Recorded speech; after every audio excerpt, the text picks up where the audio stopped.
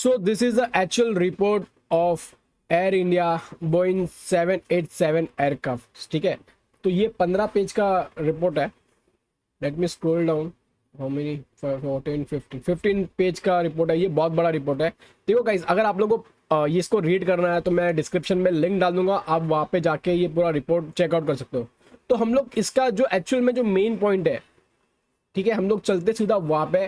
तो मैंने ये जो रिपोर्ट को मैंने चैट जीपीटी को पूछा, भाई मेरे को सबसे इंपॉर्टेंट चीज़ बता दे। तो चैट जीपीटी ने मुझे रिजल्ट दे दिया है, आप लोगों को दिखना रहेगा, ठीक है। और मैं डिस्क्रिप्शन में लिंक डाल दूंगा, आप लोग पूरा का पूरा वहाँ पे जो भी सिनेरियो हुआ है एग्जैक्टली वहाँ पे आप चेकआउट कर सकते हो।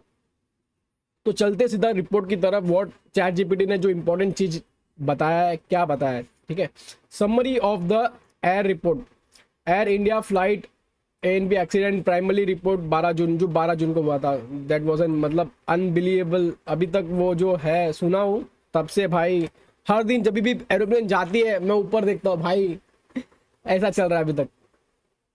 Aircraft Boeing 787 accident overview, okay. Date and time, ये टाइम पे हुआ था। लोकेशन है Ahmedabad, India. Shortly after take off, मतलब 32 सेकेंड्स में हुआ था। Facilitated 12 crew member, 229 passenger, 19 people on the ground and 260 facility. Survivor, एक passenger who survive. Phase of the flight, initial climb, crash site the aircraft hit building 0.9 nanometer from the end of the runway 23 near BG Medical College Hostel. What exactly happened? Exactly क्या हुआ? Pre flight check, जब भी हम लोग plane उड़ाते तो कुछ cross validate करते हैं। Aircraft has arrived early from Delhi S AI423, minor defect like star POS XCDR was noted and clearly before the flight. MEL, minimum equipment list, items active but within valid limit. Flight crew were well rested and passed the alcohol check. Okay. Aircraft was within weight limit and weather was clear. So ये pre flight check है। फिर take off. Aircraft took off from runway 23. Takeoff speed was achieved normal, ठीक है। V1 at 153 knot, VR at 155 knot, lift off at 08:08:39 UTC time. Third point, सबसे important point है sudden engine shutdown. तो जो चीज का मुझे डर था भाई की, क्योंकि अगर आप वीडियो में चेकआउट करोगे गाइस, इंजन का आवाज नहीं आ रहा था। Just take off, both engine fuel cut off, switches transition from run to cut off. अभी मैं एग्जैक्टली आप लोगों को बताऊं तो थोड़ा सा स्क्रॉल करना पड़ेगा मुझे बताने के लिए आप लोगों को। तो गाइस यहाँ पे ये जो स्विचेस है ना, तो ये एक अप किया तो रन मोड पे हो जाता है, ठीक है, डाउन किया तो कट ऑफ मोड में आता है। तो यही बोल रहा है कि the switches transition from run to cut off mode, okay. Result in both engine shut down mid air. देखो यार, जब भी हम प्लेन उड़ाते हैं भाई, अगर इंजन कट हो गया तो वहां से रिकवर होता है। अब कंडीशन ये है कि भाई मेरा जो इंजन, जो मेरा प्लेन है भाई, वो एकदम हवा में होना चाहिए, मतलब कि भाई जब वो उड़ रहा है, ठीक है, तो बहुत ऊपर चाहिए भाई। ये कैसा हो कि जब भी टेक ऑफ हुआ तो टेक ऑफ होते 32 सेकेंड में इतना हाइट नहीं मिला, इतना ये चीज नहीं, मतलब टाइम ही नहीं मिला पायलट को कि भाई वो रिस्टार्ट करे इंजन को। तो सबसे बड़ा ड्रॉप है गाइस यही था कि मतलब टेक ऑफ के टाइम हुआ, अगर ऊपर हवा में होता ना भाई 100% इंजन चालू हो जाता था भाई। Result in both engine shut down at mid air, okay. Cockpit voice recorder captured one pilot asking. तो देखो अभी कॉप्टिक वॉइस रिकॉर्डर का क्या होता है पता है? ये होता है एक ब्लैक बॉक्स होता है जो हर चीज, जो भी ऑडियो हो गया, पैरामीटर्स हो गया, जितने भी उसके अंदर हो गया, तो वो कॉकपिट में रिकॉर्ड हो गया। तो उसने क्या बोला, ठीक है, व्हाई डू यू, एक जो मेन आई थिंक पायलट है, जो मेन पायलट ने वो पूछा कि भाई why did you cut off भाई तूने कट ऑफ क्यों किया भाई वो जो, ठीक है, जो इंजन का मेन फ्यूल वाला। तो अदर बोला भाई मैंने कट ऑफ नहीं किया, कट ऑफ नहीं किया। देखो गाइस, अगर ऐसा सिचुएशन हो गया कि भाई मैंने कट ऑफ नहीं किया, तो भाई अगर कट ऑफ पहले से ही था, उड़ते टाइम, देखो उड़ते टाइम उड़ा कैसे भाई, सबसे पहला वो, अगर इंजन कट ऑफ है तो वो उड़ा कैसे। अगर उड़ा तो might be there will be possibility कि भाई थोड़ा सा फ्यूल हो सकता था कि भाई वो उसके अंदर हो, ये भी पॉसिबल है। रैट डिप्लॉय एटम रिकवरी, ठीक है, ram air turbine RAT deploy automatically due to power loss. Pilot try to restart both engine, pilot try to restart both engine, भाई ने बहुत ट्राई किया by returning switches to run. आपको मैंने समझा है, ठीक है, वो वापस से रन में डाला ताकि फ्यूल का फ्लो वापस से आ जाए इंजन की तरफ।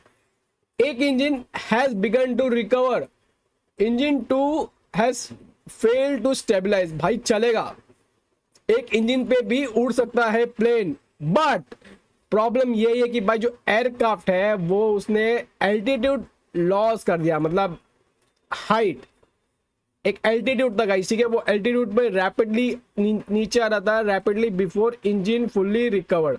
तो एक ऐसा पॉइंट आ गया कि भाई रिकवर होते होते वो वापस से उठा नहीं सकता है। भाई मैं वही बोला कि भाई अगर प्रॉपर हाइट होता ना, मतलब एटलीस्ट बहुत ऊपर है, मतलब थोड़ा सा डिस्टेंस होता था, वो रिकवर कर लेता था, क्योंकि एक इंजन ऑलमोस्ट रिकवर पॉइंट पे आ गया था। फिर क्रैश हुआ गाइस, ठीक है, फिर वहां पे हुआ एक मेडे कॉल। हमेशा गाइस जब भी पायलट ट्रबल में होता है तो एक मेडे कॉल बनता है, जो भी नियर स्टेशन है, ठीक है, जो एयरक्राफ्ट का जो स्टेशन होता है नियर, वो वहां पे कॉल करता है कि भाई मेरे को हेल्प, मतलब एक मैसेज भेजना चाहता है, ठीक है, कि भाई ये हो गया, अभी मैं क्या करूँ ऐसा सिचुएशन पर। लेकिन टाइम ही नहीं था, 32 सेकंड में what you guys can do यार, 32 सेकंड में आप लोग क्या कर सकते हैं बताओ। इतना सब चीज एक्टिविटी हो जाएगा 32 सेकंड में, और पूरा जिंदगी रिस्क पे भाई, समझ जाओ। Aircraft stuck at tree and several building broken into piece caught fire, emergency response began. भाई ये जो था भाई, मतलब इट्स वेरी हार्ड ब्रोकिंग। यहाँ पे फुल ट्राई किया लेकिन at the end guys caught into pieces and caught fire. Technical, let's see अभी टेक्निकल एक्सपेक्ट, ठीक है, थोड़ा सा ही बाकी है, let's complete this. Key technical notes, cause of primary indication, uncommand engine shutdown, जो टेक्निकल चीज है, ठीक है, अचानक से कैसे बंद हो गया, via fuel cut off switch, why they flip remain under investigation, ठीक है, ये अभी तक इन्वेस्टिगेशन चल रहा है। Similar fuel control switch design had advisory bulletin 2018 but not mandatory, ठीक है। तो ये जो फ्यूल डिजाइन है, मतलब कि भाई ये समझ में नहीं आता है, शायद से स्विच का उसके कारण भी हुआ रहेगा। No known reason defect related to switch on the aircraft. Black box data, black box क्या बोलता है, two flight recorded recovered, forward recorder has usable data capture full event plus audio, ठीक है। ये मतलब देखो ब्लैक बॉक्स क्या करता है ना, जितने भी पैरामीटर्स है, लाइक फ्लाइट का हाइट कितना हो गया, ठीक है, ऑडियो में भाई लोग क्या बात कर रहे हैं फ्लाइट के टाइम, हर एक चीज रिकॉर्ड होता है ब्लैक बॉक्स के अंदर। तो पैरामीटर में भाई फ्यूल कितना है, तो ये सब चीज जो भी डेटा है रिकॉर्ड करता है, भाई वजन कितना हो गया एयरक्राफ्ट का, ये सब चीज, मतलब इन शॉर्ट सब पैरामीटर प्लस ऑडियो सब कैप्चर करता है। अभी भी इन्वेस्टिगेशन चल रहा है। After recorded was too damage on extra data, recorded was too damage on the recorder was too damage on the extra data confirm fuel switch, data confirm that fuel switch were toggle off mid air unexpectedly, fuel switch were toggle off mid air unexpectedly, ठीक है, ये बहुत बड़ी चीज है guys. तो वही वाला गाइस, ये फ्यूल वाला जो स्विच है ना गाइस, वो टॉगल हो गया था, मतलब रन और समझ जाओ डैमेज, aircraft completely destroyed, उसने 5 बिल्डिंग को अफेक्ट किया, fire damage, debris spread over 1000 feet plus 40,000 areas, मतलब पूरा सराउंडिंग एरियाज।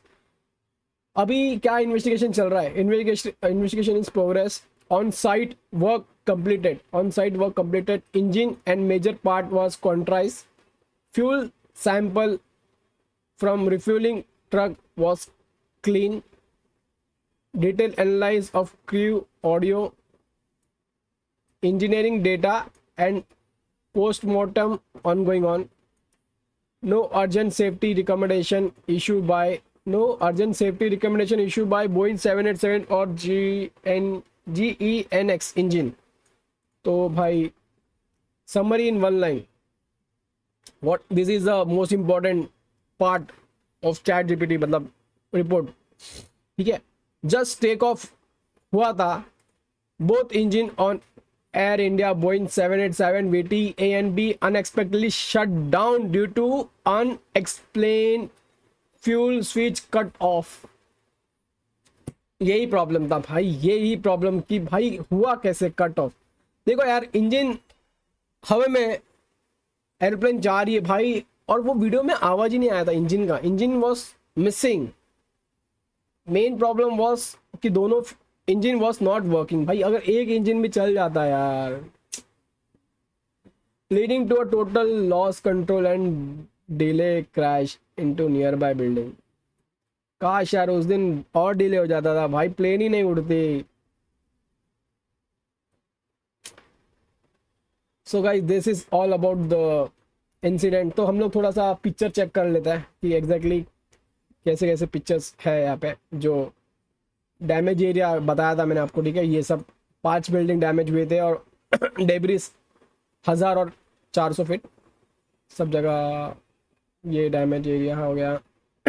एरोप्लेन का 8% ऐसा हो गया था। Figure landing gear level, landing gear level है, flap handle level, figure off, I think this is the personal air flight recorder, this is flight recorder, accident flight, RAT accident position. अभी भी guys थोड़ा investigation चल रहा है, ठीक है, अभी भी, मतलब this is just an overview. उन लोग ने जो एक रिपोर्ट बनाया है फिलहाल, बिकॉज इतना दिन हो गया है कुछ अपडेट नहीं आ रहा था, सो एक प्रॉपर इन्वेस्टिगेशन तो अभी भी चल रहा है। Investigations continue, investigation will review and examine the additional evidence, information brought in sort of take shake holder. तो वेरी कुछ समझ रहा नहीं यार, मतलब कैसे यार, मतलब सब चीज ट्राई किया लेकिन 32 सेकेंड। गाइस आप ही बोलो भाई, अगर आप पायलट की जगह पे होते हैं, I want to ask you guys कि आप क्या करते भाई 32 सेकेंड में। मतलब 32 second was the most difficult part of it.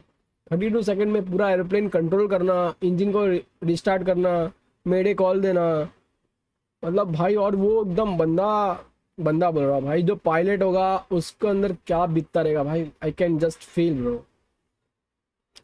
और पीछे तो पब्लिक लोगों को तो पता भी नहीं, उन लोगों को लगा कि भाई चलो यार उड़ गए, कितने हैप्पी हो गए भाई। पीछे जो ऑडियंस, मतलब जितने पीपल बैठे थे, आई गेस 262 पीपल, तो जितने जन बैठे थे वो लोग कितना खुश हो गए। वो लोग सोच रहे कि चलो यार फैमिली को कॉल करता हूँ, एरोप्लेन जस्ट उड़ा है, अभी चलो कॉल करता हूँ कि भाई अभी एरोप्लेन उड़ेगा। उड़ा 32 सेकेंड में, पता नहीं था भाई कि ऐसा होने वाला है। That was unbelievable. So guys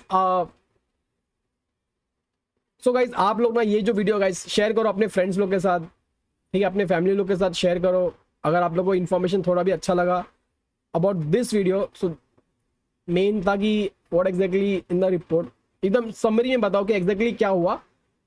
और गाइज मैं डिस्क्रिप्शन में लिंक डाल दूंगा ये रिपोर्ट का, आप पूरा एकदम प्रॉपर पढ़ो what exactly happened if you are interested in this report. So, and thank you so much for watching guys. Stay blessed and always stay happy guys. Thank you so much for watching.